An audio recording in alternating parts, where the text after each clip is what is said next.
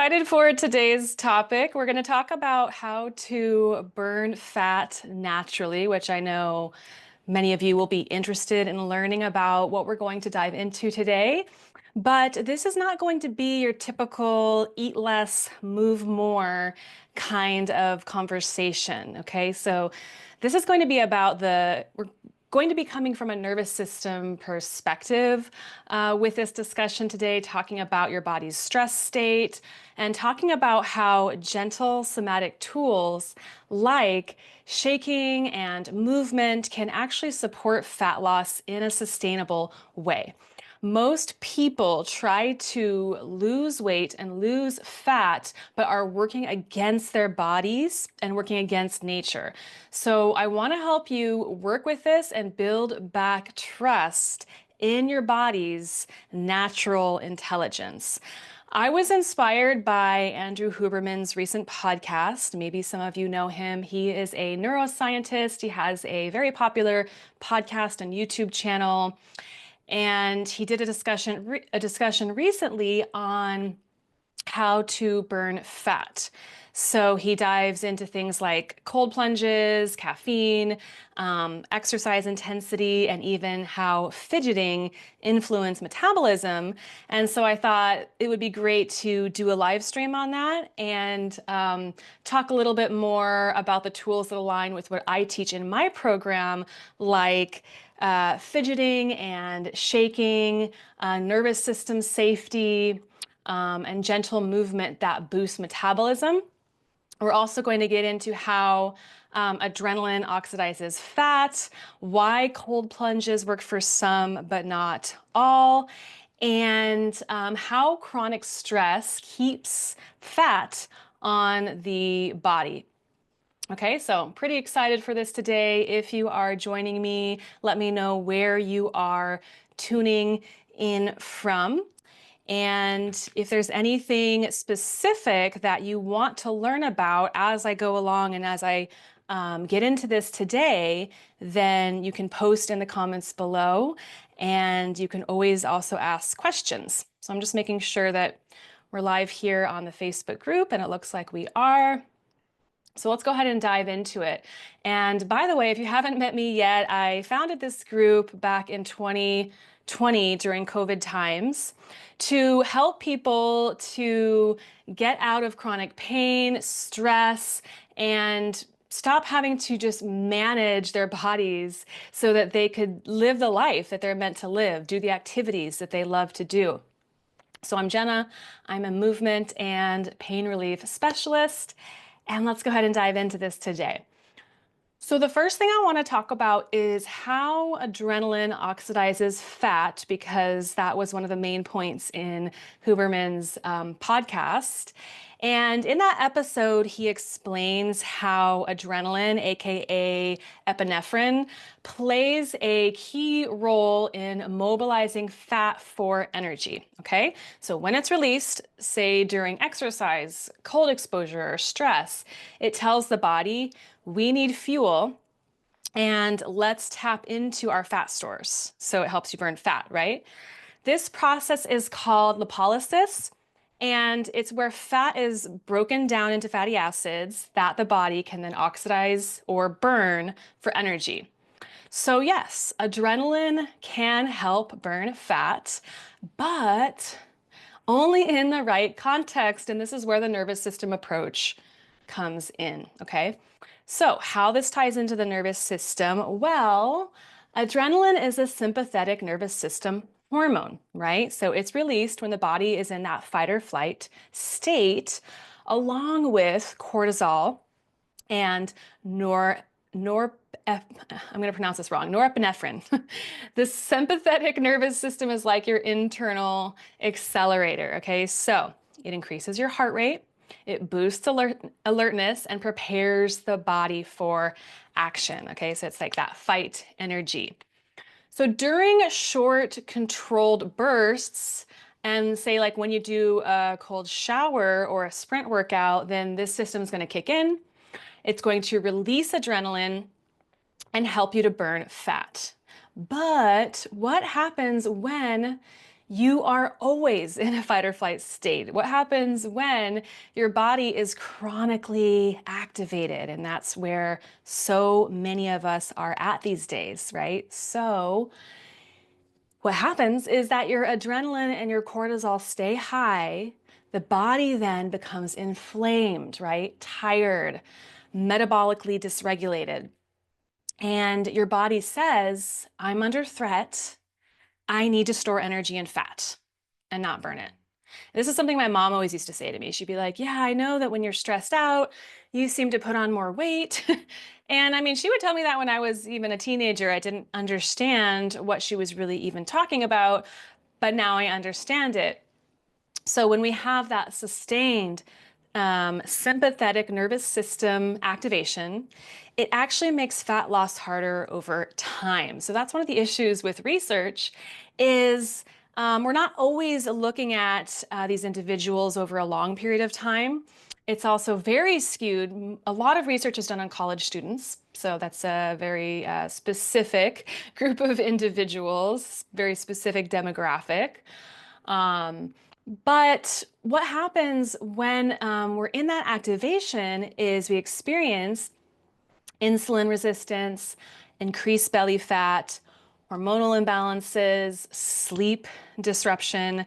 So I had a period of time in my mid 30s where I was dancing really hard. I was a professional dancer. I was also an athlete. So I was constantly working out, hiking, swimming. There wasn't probably a day that went by that I didn't do some form of cardio. I was also at a point eating a keto diet. And I was having all of these symptoms that I just listed to you. So this is why we really want to take a look at, is this just because somebody is suggesting this on a podcast and there maybe is some research backing it, does this really work for me? Does it really work for my body? So we have to be our own scientists in that way, right? And do the research on ourselves. So what is the sweet spot? Well, we want to use short-term sympathetic activation like movement, cold exposure, even shaking to mobilize fat. So yes, we could do that, but we always want to be able to return to regulation after that. And that's where some of this is missing here. And that's where the somatic practices come in because yes, adrenaline can help you burn fat, but if your body is constantly flooded with it, it is going to backfire, right? That's why we use somatic tools to support our nervous system before and after we activate it. So that's one way you could work with this. It's not a one size fits all for everybody. We have to see, what does my body need? And it is going to depend on how much stress you have, your emotional state. There's so many things that play into whether or not what was suggested here by Huberman in this podcast is going to work for you. So let's go ahead and dive into one of the tools that he suggested or that he talked about, which was actually really fascinating. It was fidgeting, and how fidgeting and like these micro movements can burn fat through something called NEAT. What NEAT is non-exercise activity thermogenesis. So it's like small, constant movements, like tapping your foot, changing positions, even shaking out stress. So these can increase energy burn significantly throughout the day. And what this research showed was that people that just naturally do this, they just naturally are constantly moving or fidgeting throughout the day, that they tend to burn more fat than other people. So it's not just ADHD. Maybe that fidgeting is actually contributing to something that could be really beneficial, which is fat loss, if that's what you want. Right? So here's where it gets really cool. Shaking also regulates the nervous system. So that's how it ties together. And so even yesterday, I had something stressful come up in my day. And so instead of responding right away to what had happened, I took a moment to pause, took a breath, and asked my body, what do you need right now? I decided to go outside because it was a nice sunny day, find some nature, and I started shaking. And I felt immediately better. I didn't feel so reactive. And then I was able to respond from a more calm place. Okay. So this is a response that we naturally see in animals, this stress release mechanism. Animals just naturally do this as a way to release trauma. So in somatic practices, we use it intentionally, right? To create safety in the body, to discard stored energy and adrenaline, and then to be able to come back to that more uh, balanced state, that parasympathetic mode where we're coming out of that hypervigilance and back into that down-regulated state, right? So at the end, I'm just going to guide you through a quick shaking practice that we could do together. But for now, we're just going to continue on to tool number 2, which is cold exposure. Is it helpful? Are cold plunges helpful, or are they dysregulating? Well, I did get into this in a live stream that I did before, but let's talk about it a little bit more based on this research that Huberman has done recently on cold plunges, where he talked about shivering. And so it's kind of like the same thing as that fidgeting or shaking. Shivering also helps to burn fat. What he suggested was getting into a cold plunge and then getting out, allowing your body to shiver, right? And those micro movements burn fat. Then to get back into the cold water, whether it's a cold shower or you actually have a cold plunge. So to get in and out rather than to stay there for an extended period of time. But let's talk about this from a nervous system perspective, because this is where my somatic lens comes in, that cold plunges are a form of stress, right? You're putting your body in a stress state. And if your nervous system is already dysregulated, adding a stressor like this can push you deeper into that fight or flight state. So what happens then? Well, your cortisol rises, your body can then hold onto fat, and your system will become even more depleted. So maybe that's not for you. Maybe instead of jumping into a freezing tub, there are some gentler options like ending a warm shower with 30 seconds of cool water. See how that feels to your system, right? Maybe splashing cold water on your face could introduce a moment of that, right? See how your body responds to it. Use a cold cloth on the back of your neck to help stimulate the vagus nerve. So things like that, where you can kind of more slowly introduce this to your system rather than just jumping right into a ice bath. And, for myself, I just really don't like cold water. I'm not into cold plunges, and that's not why I'm stating this today. I've heard some of my other mentors talk about this as well when it comes to the nervous system. Um, we don't always want to throw ourselves into these stress responses because we already have enough of it in life, right? That's not always what we need. So I'm not saying that cold plunges are a bad thing, that they're not helpful, that they don't help you burn fat. There's obviously research that points to the fact that for many people they do, but we also want to look at who is this research done on, right? And who is this working for? Well, it's my personal opinion. I think that these cold plunges seem to be more beneficial for men than women. That's just my own opinion, because I do feel like women's hormones, we do need kind of more of that constant state of balance, right? And not to be kind of thrown into these states of hypervigilance all the time, so that we can be able to be in that rest and digest parasympathetic mode, so our body can do, what it needs to do to heal itself. Okay. So how is this landing for you all? Do you have any comments? Do you enjoy doing cold plunges yourself? Is this something that you've done? I don't know if it's as popular where you live, but here in Southern California, where I live, there's cold plunge places on every corner. They're really popular right now. So that's one of the reasons I want to get into this discussion, so that we're really making sure that this is right for our bodies, not just because somebody else said we should do it, right? Welcome, Nesty. Thank you so much for joining today. And you said, yeah, you don't enjoy it. Me either. I like hot tubs. That's more my thing. Okay, so tool number 3. Now we're going to get into movement that feels safe and energizing. Okay, so Huberman talked about high, medium, and low intensity exercise. But what I want to emphasize is that your body burns fat best when it feels safe. Okay. It also burns fat best when, like I've been saying, it's in a regulated state. So for a lot of people, especially those with chronic pain or hormonal issues, high intensity workouts do more harm than good. Okay, so those can again push you over the edge. If you're already in chronic stress and you're pushing yourself into these high intensity workouts, may not be what your body needs to find balance, right? And to burn fat. So for you, you actually might experience better results from doing something like walking, right? Or functional strength training or breath-led movement.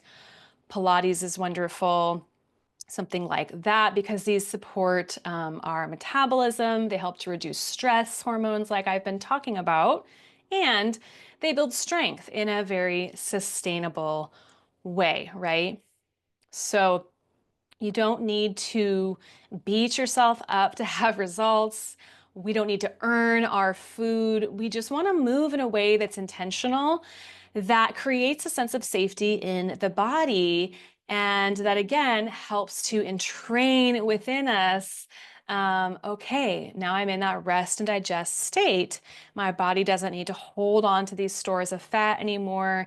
It can release this inflammation and it can do what it needs to do, especially when it comes to chronic pain, to heal itself. Okay, so the core message here is that stress chemistry affects your body's ability to burn fat, and chronically elevated cortisol, which most of us are dealing with in Western culture, and adrenaline from stress, anxiety, trauma, or even overtraining with exercise, over exercising, make your body store fat, right? Especially around the belly. So this is why I always say calm is the new cardio.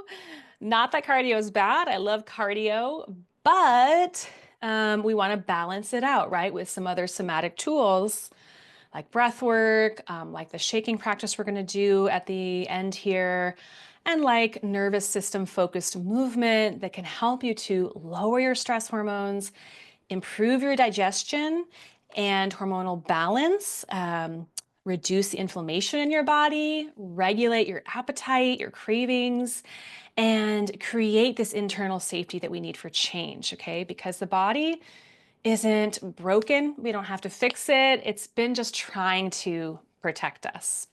So now we're being invited into a state where we can truly thrive, okay? So let's just quickly recap, and feel free to comment below if you have any questions about what I've been talking about today. But in our somatic fat burn toolkit, as I'm going to call it, we can fidget and shake more throughout the day, right? Fidgeting isn't a bad thing. We've been told it's a bad thing. And that maybe indicates you have ADHD if you can't sit still, but sitting still is not natural. No one in our prehistoric ancestors were sitting still, right? So if you can't sit still, that's normal. And allow yourself to move throughout the day. That's why I do these live streams even standing, and I try to do my work on my computer standing, because I like to move, not because I just want to stand stiff there, not moving my body at all, but because I like to be able to move, right, while I'm working. Another thing we talked about was trying gentle cold exposure and see how does your system respond to that, and then maybe trying cold plunges if it feels like it's something that your system can handle, but not forcing yourself to do it, right? Focusing on the feel-good movement, not punishing yourself, okay? That's huge when it comes to fitness. I know one of my mentors once said, there's too much violence in the healing arts, and he was talking about massage. It was when I was studying orthopedic manual therapy with my teacher, Tom Hendrickson, who's a chiropractor. And he developed this very gentle style of orthopedic manual therapy that's not painful. People expect massage to be painful to be effective, and that isn't always the case. We don't have to punish our bodies to feel good, right? So we also went over how to regulate your nervous system daily to reduce those stress hormones. And I have many live streams on this, so we didn't do a deep dive into that specifically. I didn't give you a ton of practices that you can do today. But if you're interested in learning more about that, then you can comment nervous system below, and I will send you the link to one of my YouTube videos, and also can send you some of the live streams we've done here. And then lastly, I would love for your overall takeaway to be from this live stream to trust your body. And that knowing that healing doesn't come from forcing, but it comes from creating this sense of safety. And then our body can do everything it needs to do to heal and to really step into that full vitality that we were meant to experience in this life. Okay, so with that said, we're going to just do a quick shaking practice together. So if you'd like to join me, just make sure you have some room to move around. And then you're in a space that feels good for you. And if you are maybe driving or whatever, then you can always listen to the replay. The recordings are here in the group. But the way I like to start this is just keeping my eyes open, orienting to my environment, which just means I'm kind of noticing the natural environment around me. And that also helps to signal safety to the body. And then I just ask my body, how does it want to move and what wants to express? And every day is going to be different. So maybe you feel like today you're going to shake it out really hard. And maybe it's going to be kind of more relaxed and gentle. It might also look like some swaying, more trance-like. So whatever it is for you, just follow your body's natural impulses. Trying not to judge. There's no perfect way to do this. It's just this vibration of the body. You can add some breath to it. And just do that for another moment or two.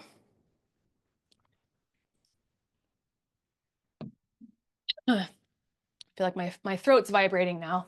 How to get us the water. And then as you're ready, just come to a place of stillness. Again, we can just scan the environment, keeping the eyes open. So this is a great practice to do whenever you're just noticing that stress response kicking in.